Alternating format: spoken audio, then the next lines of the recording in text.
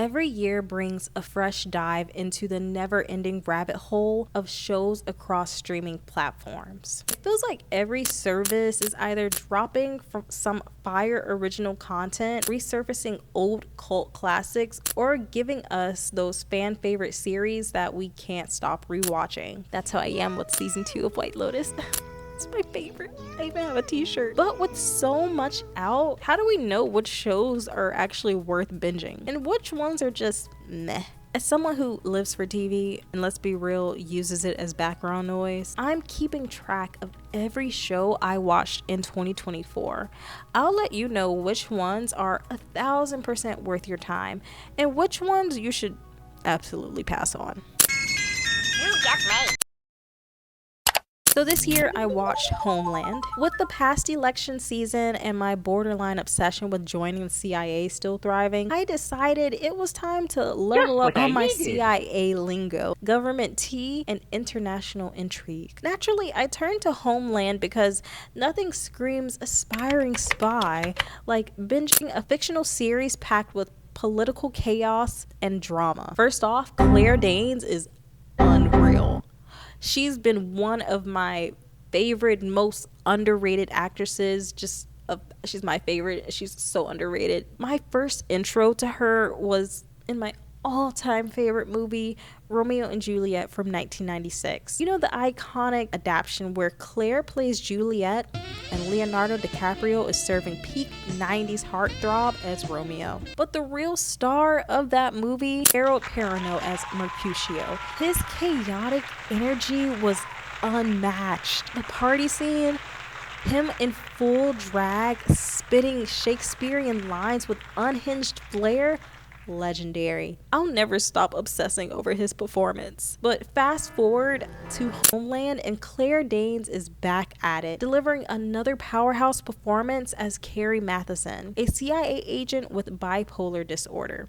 Her acting is so good that it makes me want to deep dive into her entire filmography. The first season of Homeland, easily the best. The writing is tight, the suspense is wild, and Carrie is the chaotic ride or die that America didn't know it needed. The show starts falling off around season 4.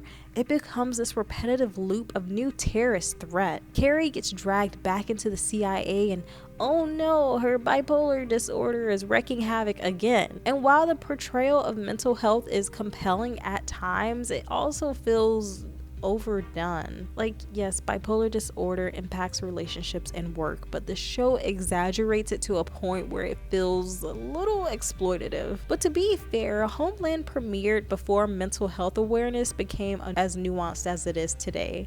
But still, some of those manic episodes feel like a lot. Then there's Carrie's boss, Saul Berenson, who has this habit of throwing her under the bus every season he throws her under the bus. Time after time, he'll manipulate situations and leave Carrie to deal with the fallout. And yet, like the true ride or die that she is, she keeps helping him. Their toxic dynamic is so frustrating, but you can't stop watching it unfold. I'm nearing the end of season 7 now, and honestly, I don't know if I can finish it. It's such a struggle. What they're putting Carrie through at this point is just borderline unbearable. If you've seen the first few seasons, you pretty much get the gist of the series. The rest, let's just say it's a bit of a grind. But hey, at least Claire Danes stays iconic through the whole thing. If you think TV is dead, you're either watching the wrong shows or you haven't been sucked into Tell Me Lies yet. This Hulu gem is pure, unfiltered, toxic drama with all the chaotic energy of early Pretty Little Liars.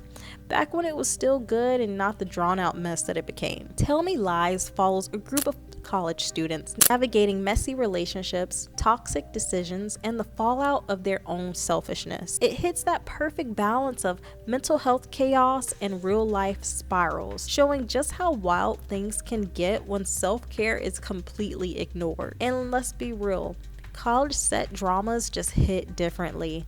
Unlike high school dramas, where stakes feel manufactured, college dramas, college shows are just raw, unfiltered, and filled with the kind of chaos that feels way too real. Season 2 takes us back to Bayard College, an upstate New York campus where the mess continues. While season 1 mostly centered on Lucy and Steven's roller coaster of a relationship, season 2 expands its focus, shedding light on other characters we only got glimpses of in season 1. Like Bree. Bree has always been the group's least toxic member, and her backstory, briefly touched on season 1, explains her stability. Growing up in foster care, bouncing from home to home. But in season 2, Bree gets caught up in her own drama when she starts falling for a professor. The dynamic of this forbidden relationship and how Lucy becomes entangled by keeping Bree's secret creates a fascinating parallel to Lucy's friends covering for her in season 1. And don't worry, the toxicity doesn't stop here. We dive deeper into the tangled web of Steven and Lucy, Steven and Diana, Steven and Lydia, Lucy and Leo, gosh, basically everyone. It's just messy. It's glorious. I'll rewatch it again. It's so good. The relationship drama just gets messier, and honestly, I can't look away. This show is for anyone who's been called toxic or just loves indulging in drama from a safe distance. At least with this show, you might actually learn something along the way. Season 1 was good, but season 2, next level. Some scenes had me gripping the edge of my seat, like the huge fight scene between Lucy and Steven at a college party that escalates fast, or another moment where they hook up. And what Lucy does next had me yelling, girl, what? If you haven't started this show yet, you're missing out. Season 2 is here, and it's gonna knock your socks off. Grownish is one of those rare shows that does it all. Aspirational, relatable, and just the right amount of messy to keep it real. It's more than a sitcom, it's a love letter to young adulthood and the college experience, especially for Black students. The show portrays the highs and lows of campus life, from thriving and struggling to discovering yourself, while inspiring viewers to dream up their own college journeys. With sharp humor and constant pop culture nods, Grownish hooks you with its viral-worthy moments and makes you feel like you're a part of something special. It channels the nostalgic energy of a different world, but updated for the TikTok era, reminding us of the magic of seeing Black lives portrayed in all their complexity. The shift from Zoe Johnson to Andre Jr. Johnson as the lead, genius. Zoe's era was about messy relationships, iconic outfits, and tackling adulthood with TikTok-ready drama. She saw college as her personal runway and freedom as a dare, bold, chaotic, and extra in all the best ways. Junior is more low-key,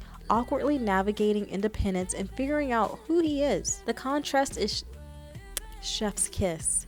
Where Zoe treated freedom like a playground, Junior sees it as a test he didn't study for. It's refreshing, it's real, and it hits in a whole new way. Grownish keeps things relevant too, weaving in storylines that mirror viral trends and Gen Z obsessions. It's giving cultural reset, it's giving still that show. That said, the last season felt kind of rushed, thanks to its cancellation most than likely. One minute Junior is a sophomore, the next he's graduating, even though characters who were already established as older are somehow still in school. The timeline, it's not timelining, not adding up. But despite the uneven pacing, Grownish remains a standout. This is a show that deserves a revival. Beyond its storytelling, it's created space for influencers and online content creators, featuring personalities like Luca Sabat, Daniela Perkins, and even Drewski. Grownish wasn't just a show, it was a platform, a vibe, and a cultural moment that should have lasted longer. Okay, so I know what you're thinking. Gilmore Girls, what took me so long to watch it? Well, here's the thing. Growing up, my only memory of this show was catching it on ABC Family right after a short marathon of Whose Line Is It Anyway? And let me tell you, as soon as those quirky opening credits hit, I'd grab the remote and flip back to Cartoon Network. Fast forward to now, and I can confidently say, I get it. This is a peak cozy, peak heartwarming, peak feel-good TV. It's the visual equivalent of a weighted blanket and a cup of hot cocoa. Funny enough, it was my therapist who indirectly got me here. She gently suggested I might want to cut back on my steady diet of true crime content, something about it not being the best for my mental health, who knew? So I started thinking about lighter, more wholesome options, and boom, Gilmore Girls popped into my head. That said, I'm still watching true crime because, let's be real, it scratches a primal itch in my brain that cozy content just can't. But wow, the mother-daughter relationship between Rory and Lorelai, it's everything. The bond feels so effortless and genuine. The kind of connection you wish you could have with your own mom. She is the mother I never had. I'll admit it tugs at my heartstrings because if my mom were still here, if my mom were still alive, I'd love that kind of dynamic with her. Another thing I love, watching Rory and Lorelai actively choose to better themselves instead of just settling down with a man. It's refreshing to see a show lean into personal growth like that. But at the same time, the way their love lives are written is complicated, to say the least. You're constantly torn between rooting for them to end up with their love interest and wanting them to stay independent queens. And then of course there's the infamous open-ended finale that leaves you both satisfied and slightly annoyed. So yeah, it took me a while, but I finally joined the official Gilmore Girls Club. It's a gem of a show that manages to be both nostalgic and timeless, and I'm so glad I gave it a chance. In 2024, one of my TV obsessions reached uncharted levels of devotion. Industry on HBO. Oh, this wasn't just a casual binge. It was a full-blown spiral. I wasn't merely watching episodes, I was dissecting them, rewatching entire seasons, and diving back into the chaos and ambition of Pierpoint and co. Like I hadn't already memorized every line Harper, Yasmin, Robert, and Eric had delivered. By the time season 3 rolled around, I was fully committed to reliving every calculated betrayal. Industry's brilliance lies in its ability to turn the high-stakes world of investment banking, mergers, acquisitions, security underwater. Oh my god, what even is this stuff? Security, underwriting, prime brokerage into an adrenaline pumping battlefield where power and survival are the ultimate prizes. This show is just criminally underrated, and I'll never stop singing its praises. It doesn't just expose the savagery of corporate power games, which I was finding myself relating to so hard. It digs into the human cost of ambition. Every deal and every selfish move sends ripple effects that shatter relationships, upend alliances, and redefine loyalty. Take the hierarchy in play. The rich protect their own, circling the wagons around their elite squads. Meanwhile, the up-and-comers hustle like their lives depend on it, because they do. They're ride or die for each other until, of course, the rich throw a bone. Then loyalty flips faster than a volatile stock during a market crash. This season, Eric's ruthlessness was on full display. Sacrificing Robert to secure a win for himself, the board, and Pierpoint? Savage. The savage doesn't even begin to cover it. It's the same energy Harper brought last season when she threw her morals out the window to save her own skin. In industry, loyalty is always conditional, and self-preservation trumps all. Whether it's your boss or your coffee run buddy, everyone's ready to betray when the stakes are high enough. But the show doesn't just thrive on cutthroat power plays. It explores the fallout of selfish actions. Yasmin, grappling with the revelations about her father's misconduct, has to confront the damage he left behind while he conveniently disappears. The weight of generational privilege and the mess it creates, this show lays it bare, and the callbacks, oh my god. In episode 6, when Harper locks Sweet Pea in her office during their interview is a perfect nod to season 1 when Eric pulled the same locked door power move on Harper. It's the kind of subtle yet sharp detail that keeps longtime viewers hooked. And I'm a longtime viewer. I will go back and rewatch seasons every time a new season comes out, rewarding my investment in this story. Industry is peak HBO.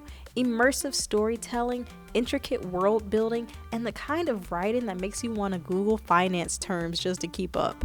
And trust me, I had to do a lot of Googling and ask Justin what was happening when stock trading scenes were happening. This is prestige TV at its finest, the reason HBO dominates the game. And can we talk about the music? Whoever scored this show deserves an award, or at least like some plot armor IRL. The synthwave vibe isn't just a soundtrack, it's an entire mood. The eerie hum, somewhere between sci-fi thriller and high-stakes drama, pulls you into the shark-infested waters of Pierpoint's offices.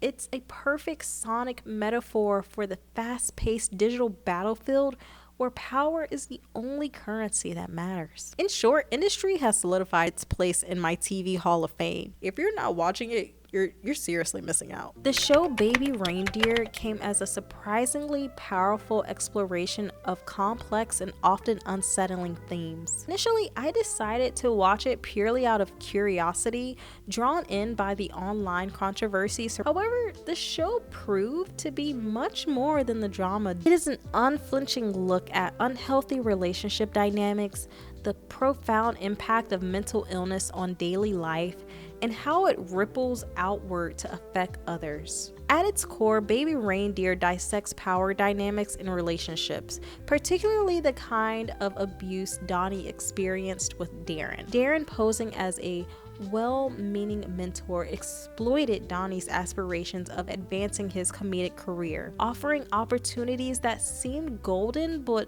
ultimately derailed Donnie's life. Donnie, who was in a good place, attending school and finding fulfillment by scouting bars that needed entertainment, suddenly found himself trapped in a toxic relationship that threw him off track. The show doesn't shy away from examining how those in positions of perceived power can manipulate and harm, often under the guise of care or mentorship. The storyline involving Martha further illustrates how acts of kindness can be misinterpreted, leading to dark consequences. Donnie's simple gesture of offering Martha, a seemingly down-and-out customer, a free drink out of compassion becomes the catalyst for her obsession. Initially, Martha's demeanor and cold interactions, making Donnie's niceness appear to her as a rare glimmer of attention and connection. But as the show progresses, her misinterpretation of his friendliness as flirtation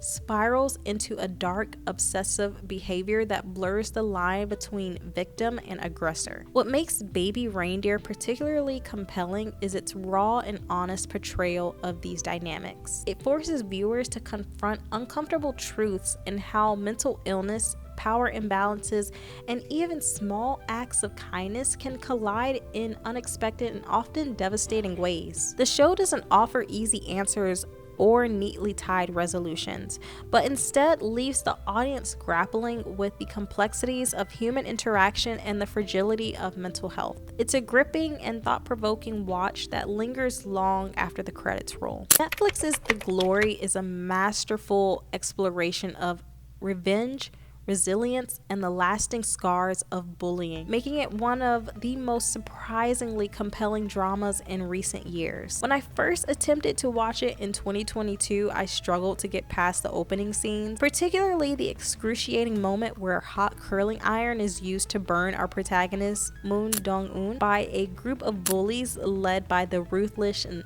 ever fashionable Park Yeon-jin. This scene was both brutal and gut-wrenching, setting the tone for a story that doesn't shy away from the darker corners of human cruelty. Park Yeon-jin is the epitome of a character you love to hate.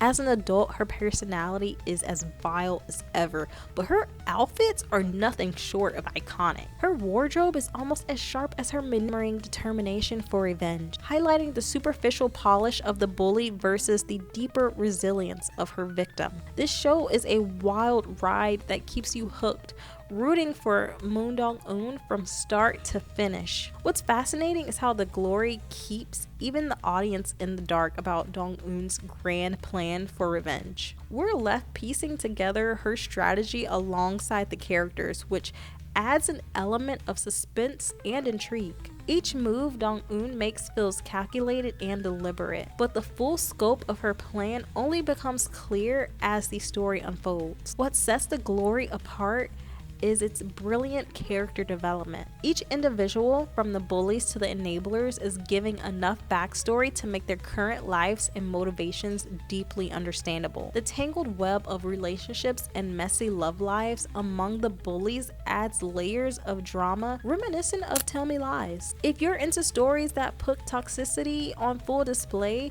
this show serves in abundance.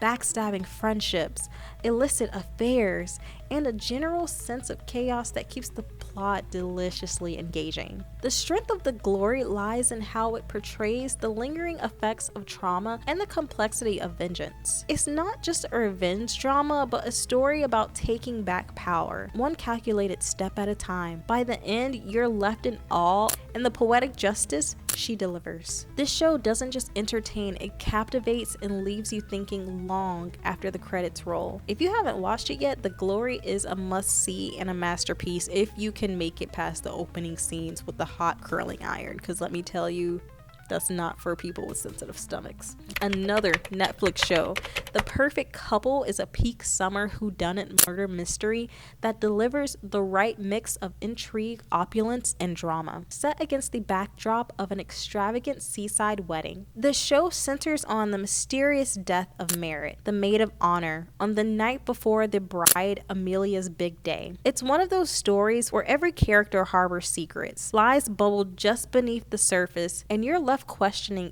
everyone's motives. Why is it that every great murder mystery seems to revolve around the rich and their privileged chaos? Knives Out, Glass Onion, The Grand Budapest Hotel, Gone Girl, and Bodies, Bodies, Bodies all tap into the same world of excess. Maybe it's the heightened stakes, the glamorous settings, or the universal fascination with the idea that money can buy happiness or innocence. Rich people behaving badly, I guess, just makes for good TV. What sets The Perfect Couple apart, though, is its stellar cast. Led by Megan Faye, who shines as Merritt after her unforgettable performance in The White Lotus season 2, one of my favorites.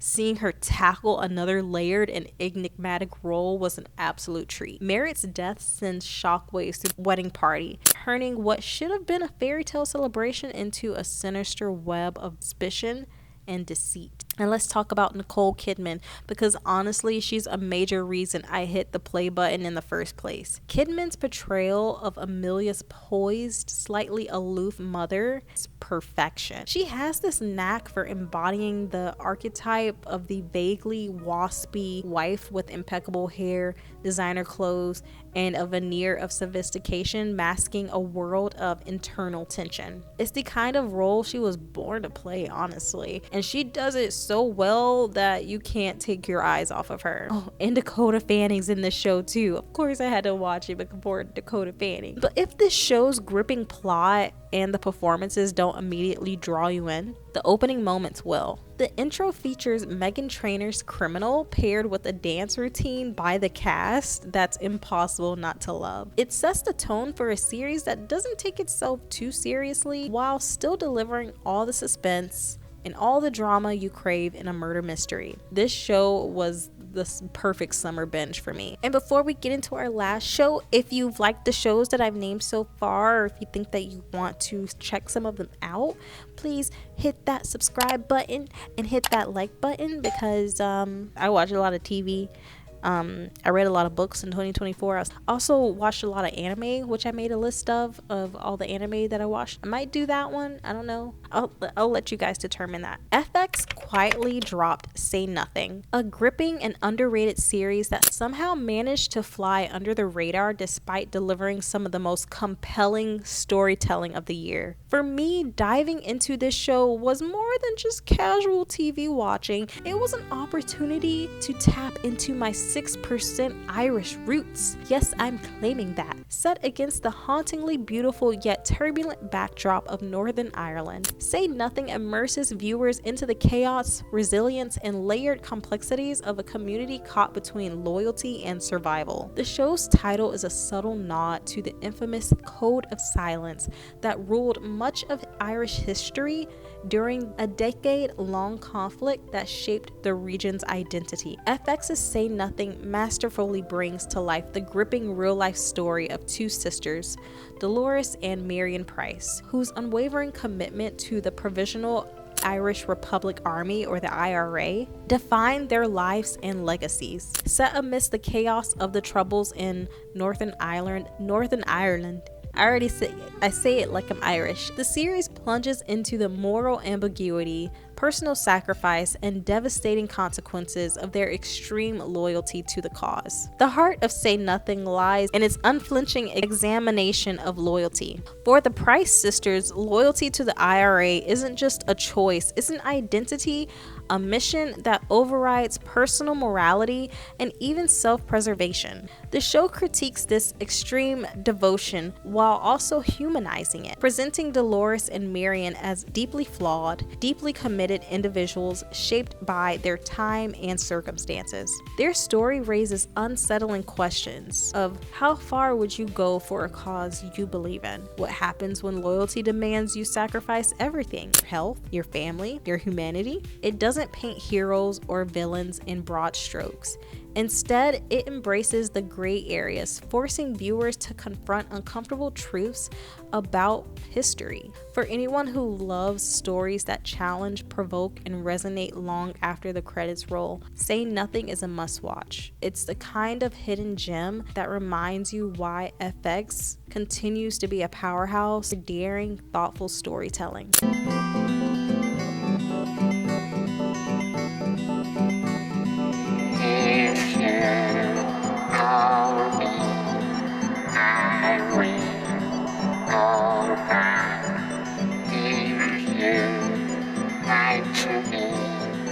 I